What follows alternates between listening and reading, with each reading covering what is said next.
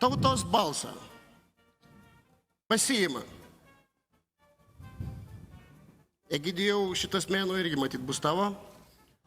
Lauk skambučio iš Jakilaičio. Egidijus Dragūnas. Metų balsas. Dabar belieka tik taip pasveikinti Egidijų. Šios ilgai skambančios fanfaros yra jo dar vienos šlovės akimirka.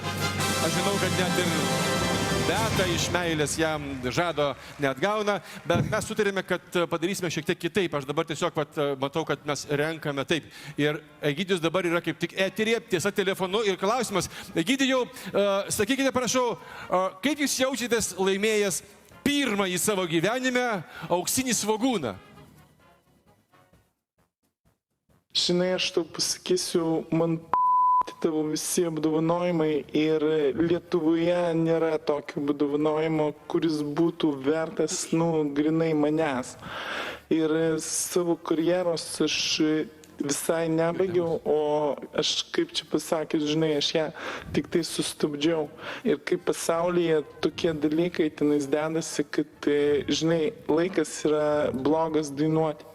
Reikia ginti tėvynę, tu supranti?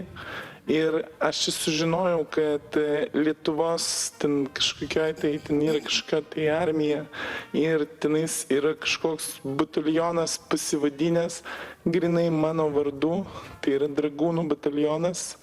Aš galiu pasakyti tik tai tiek, kad visi tie žmonės, kurie tame batalione yra, tai aš jau yra atiduoti jų vardai ir pavardės teisininkams ir iš tiesų už mano neteisėtą vardo ten ir pavardės naudojimą jie tikrai liks su vienais triusikais visi. Nes kaip tu gali naudotis, kaip tu gali būti sel, kaip tu nesi dragūnas ir kaip tu gali būti dragūnas, kai tu nesi sel. Ir tu supras, kad tuo metu, kai visokie tenais lochai, ten mamantuvai, jie dainuos savo čistuškės, o aš rizikuosiu savo gyvybę ir gelbėsiu Lietuvą nuo dragūnų, karočią.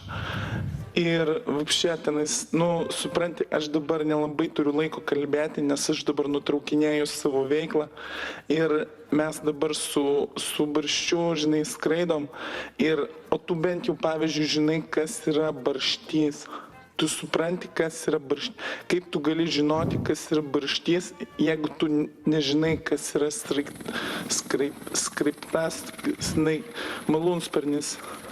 Ir, čia, supranti, jisai turi malūnsparnį ir jisai gamina miltus. Tu supranti, kas tai yra? Tai vadinasi, kur tu turi malūnsparnį ir tu dar gali priedo ir skraidyti. Tai čia yra žmonės, supraskit jūs kaip jūs nesuprantat, kas, karoči, pašol